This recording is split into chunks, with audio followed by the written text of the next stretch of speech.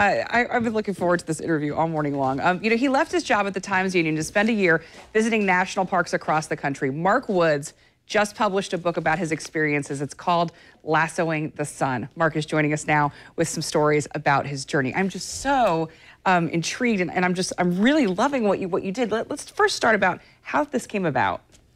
Well, back in 2011, email came into my inbox about this fellowship, and I think I deleted it once, deleted it twice, and then the third time I looked at it, and it was about for a mid-career columnist or editorial writer, basically to take a sabbatical and spend a year doing a dream assignment. And I thought, okay, well, what would be my dream assignment? And I think about that time, my daughter loves Disney, and she said, and she knows I'm not a big Disney fan, and she had said, what's your Disney? And I had said, I thought about it, and I said, it's not really a theme park, it's probably a national park. So I tried to put together this pitch to spend a year in the national parks, but I thought, how do I make that important enough? And I thought the centennial of national parks will be in 2016. So that was my pitch, and sure enough, it won the fellowship, and I had a year in the national parks. So a full year to do it. What are some of the places that you were able to visit?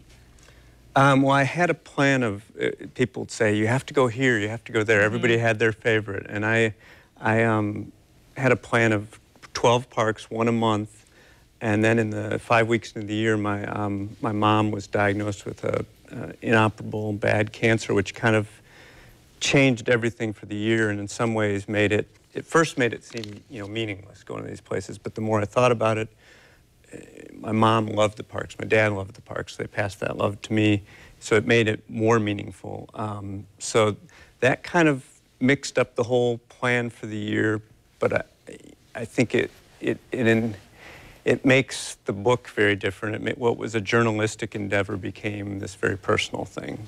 Is your mom still with us? No, she passed away during that year. So that was the June 30th of that year. So in my mind, it kind of splits it into, before and after, and how, I'm hitting that age where a lot of, baby boomers it's something we're dealing with. A lot of my friends have, so. And I know that, that's one of the things that you really are pointing out in this book, that this is a legacy that you could pass on, the love for these parks. But the problem is, one of the things that really caught my attention is you said, well, we're loving these parks to death. Right. Well, that's long been one of these concerns. And then one thing that struck me during this year was kind of an epiphany was, I think that is an issue for the future, but I think an even bigger issue is maybe we're not loving them enough. Are we loving them enough to pass them along to the next generation? And have I given my daughter the love that my mom gave me? And I think 5 years ago I would have said maybe. Now I would say I hope so, because I've taken her to the Redwoods, to Yellowstone, to Cumberland Island.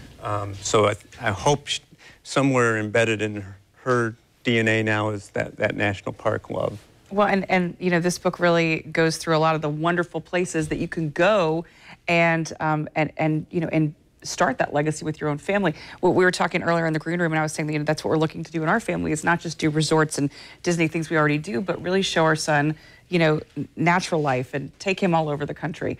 And this book is a great read and a way that, you can get inspired to do that same thing. Thank you for coming and talking to us about it. We really appreciate it. We can also, we posted a link where you can find the book on the Morning Show page of news4jax.com. Look on the Morning Show page. I highly suggest that you get it.